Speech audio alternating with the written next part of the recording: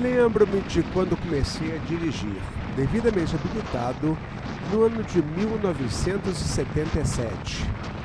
Peguei meu primeiro carro, um Ford Corcel GT72, e fui para a estrada, com destino a Guarará, Minas Gerais, uma linda cidadezinha perto de Juiz de Fora, a qual se chegava por uma estrada cheia de curvas mineiras e quase toda em mão dupla.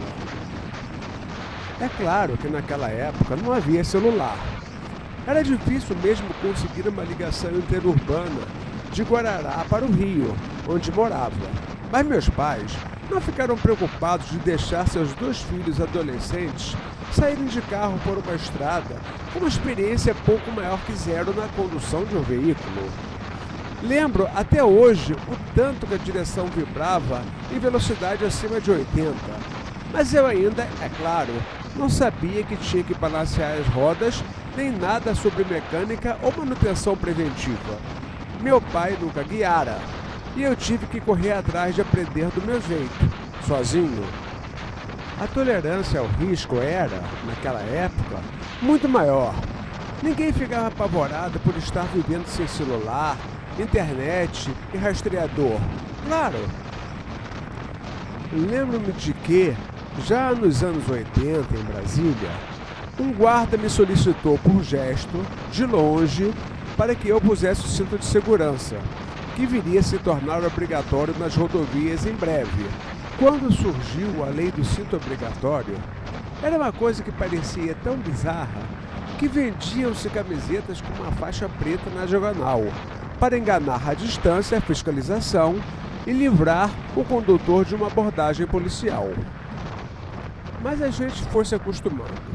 As campanhas acabaram surtindo efeito e, de repente, eu cheguei a conhecer pessoas que afivelavam o cinto até para manobrar no estacionamento. Ninguém que eu conheça hoje sequer cogita de viajar sem o cinto, pelo menos no banco da frente. Lembro-me também de uma placa de trânsito na saída do túnel na Serra de Petrópolis que alertava o motorista de um possível esquecimento após ter ligado os faróis dentro do túnel. A placa dizia assim: "E as luzes? Esqueceu?" Imagina andar com o farol ligado na estrada durante o dia, só por esquecimento. Os motoristas que vinham em sentido contrário também ajudavam o esquecido, entre aspas, a lembrar de desligar os faróis. Depois veio a coluna de direção retrátil, que evitava penetrar no tórax do motorista em caso de colisão. O Vomeri, ao volante de sua Vemaguete, dizia: "Carro não foi feito para bater." Veio depois a carroceria com deformação programada para absorver a energia do impacto. "Os carros de hoje são tão vagabundos que a lata você amassa com o dedo", também dizia meu avô. Depois o cinto de 3 pontos, até surgir o airbag, coisas na época de carros de alto luxo. Depois vieram os carros com airbag de cortina, de joelho e, finalmente, ganharam importância papal os atestados de órgãos que certificam a segurança passiva dos carros.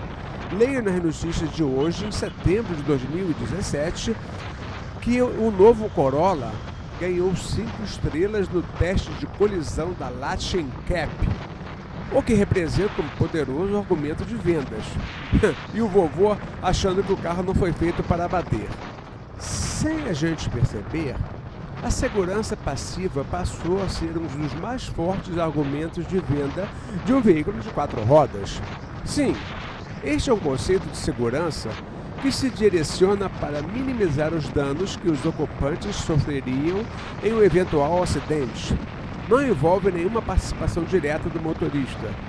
Não tem a ver com recursos disponíveis para evitar o acidente, tal como freio a disco, pneu radial ou amortecedor a gás, coisas que envolvem a participação objetiva do condutor e, é por isso, chamada de segurança ativa. Os carros de hoje têm até alerta de mudança de faixa e frenagem automática. Até avisam se perceber que o motorista está com sono. Isto inaugura um novo conceito de segurança ativa, aquela que evita acidentes, que age passivamente, não depende do condutor. Talvez um novo termo devesse ser criado, talvez tipo segurança passiva. Não, acho que não ia ficar legal. Se por um lado a modernidade e a tecnologia fizeram com que nos tornássemos cada vez mais intolerantes ao risco em todas as atividades, a motocicleta não avançou nada em segurança passiva nas últimas décadas. Sim, tivemos o advento do ABS, do controle de tração, dos pneus radiais sem câmara, do controle antipinada, modos de pilotagem que deixam a moto mais mansa na mão de inexperientes ou na chuva, suspensão ativa, acelerador eletrônico e o que mais está para ser lançado no modelo do próximo ano. Mas são todos itens de segurança ativa. Criam condições para que o piloto deprima a possibilidade de se envolver no acidente, quer fazendo uso dessa sopa de letrinhas para evitar uma queda, ou mesmo para reduzir o alcance dos seus erros de pilotagem. Mas, e na segurança passiva? Onde avançamos com as motos? Tirando os ainda impagáveis macacões ou jaquetas com airbags, a segurança passiva dos motociclistas continua no mesmo nível que tinha em 1960. Mesmo os capacetes, que sem dúvida evoluíram, continuam a conviver pacificamente com modelos abertos ou até mesmo do tipo coquinho, como preferem alguns saudosistas. Em outra frente, o Detran continua a exigir apenas a mesma ridícula prova em primeira marcha para conferir habilitação ao candidato a pilotar motos que ultrapassam em muito os 100 km por hora em primeira marcha. Lembro-me de que, nos anos 70, quando estudava no colégio militar, poucos eram os oficiais de exército que tinham carro próprio, fusquinha em sua maioria. Hoje, com a tecnologia tendo reduzido a níveis impensáveis o preço dos automóveis, tornando-os ao alcance não só dos oficiais, mas de brasileiros de todas as patentes sociais, as cidades ficaram pequenas para tantos carros, tornando-se cada vez mais difícil, caro e desagradável guiar ou, principalmente, estacionar um veículo de 4 rodas numa cidade grande, média ou pequena no Brasil. E é aí que as motos ganharam um impulso formidável. Minha esposa falou que não compra mais carro sem airbag. Ela, que guiava um fusquinha que nem cinto de segurança tinha, é o reflexo de uma cultura cada vez mais ávida no consumo de segurança passiva. O airbag, aliás, já se tornou tão obrigatório quanto o cinto. Mas o que fazer se não há mais espaço para que cada um guie seu próprio blindado com vidros escuros, fechados e ar-condicionado pelas cidades do Brasil? Você acaba tendo que estacionar longe e pagar por isso, além de expor-se aos perigos de um mundo exterior ao chegar ou sair de casa, da faculdade ou do trabalho. Um mundo exterior cada vez mais perigoso, onde seus airbags de cortina não evitam assaltos ou estupros. Você acaba perdendo horas preso no trânsito, tornando simplesmente inviáveis algumas atividades ou endereços. Descartando-se o transporte público, em geral inviável para grande parte das pessoas ou atividades, o uso de veículos de 2 rodas, motos e bicicletas, surge como uma alternativa cada vez mais imperiosa para a mobilidade individual urbana, algo que já se tornou uma realidade sem volta nas cidades do Brasil, especialmente as pequenas, onde o transporte público quase não existe e as ruas pequenas tornam impossível você estacionar no centro. Como as motos são veículos que evoluíram na segurança ativa, a vantagem daí advinda só se materializa quando o condutor se torna mais capacitado tecnicamente na pilotagem. Tanto nas técnicas de frenagem, aceleração, tomadas de curva, enfrentamento de situações adversas como buracos ou pistas sem aderência, quanto nas habilidades da direção defensiva, antecipando-se a situações de risco e aprendendo a superá-las. Isto, porém, é o completo oposto do que acontece com os automóveis, onde a passividade do motorista avança, deixando-o cada vez menos necessário para a condução e promoção de segurança, o que acaba tornando o automóvel cada vez mais acessível a pessoas com capacidades reduzidas, de uma certa forma democratizando seu uso. Isto acaba tendo um efeito colateral que induz as pessoas a verem a moto cada vez mais como um veículo intoleravelmente perigoso, que leva uma desvantagem total na comparação com a segurança passiva dos carros.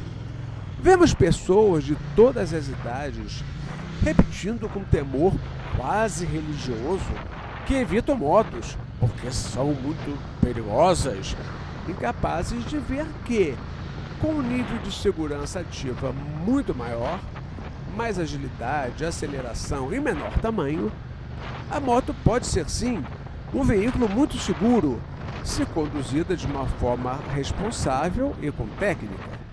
Pode proporcionar uma mobilidade que impacta de forma muito positiva na qualidade de vida das cidades. Pode ser particularmente econômica, tornando-se uma alternativa viável ao transporte público e, além disso, apresentar-se como uma forma menos egoísta de dividir o escasso espaço público nas nossas vias.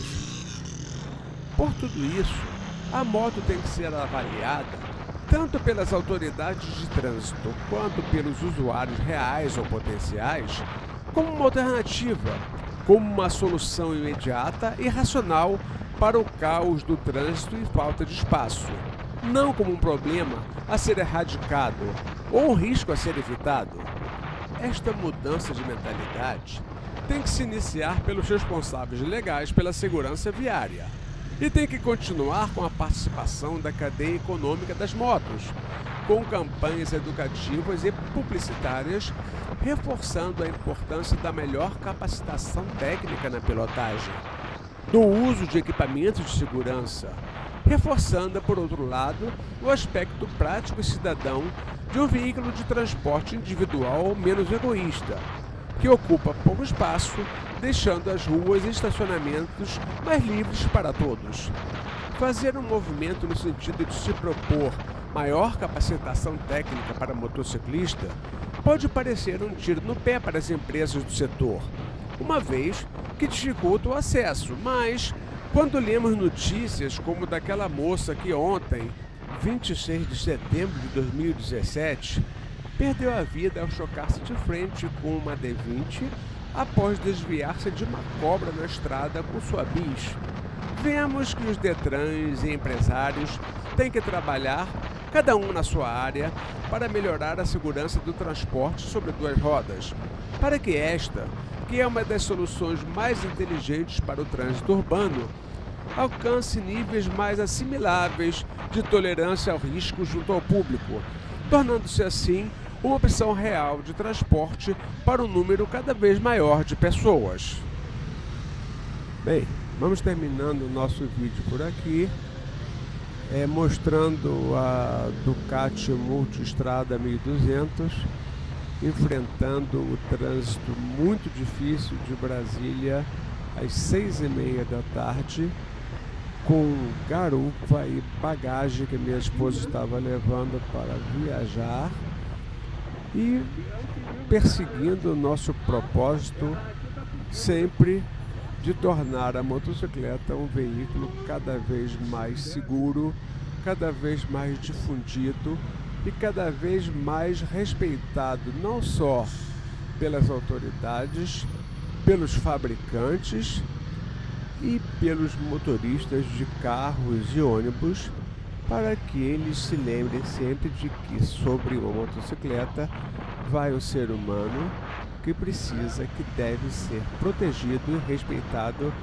para que juntos possamos fazer um trânsito melhor. Abração a todos!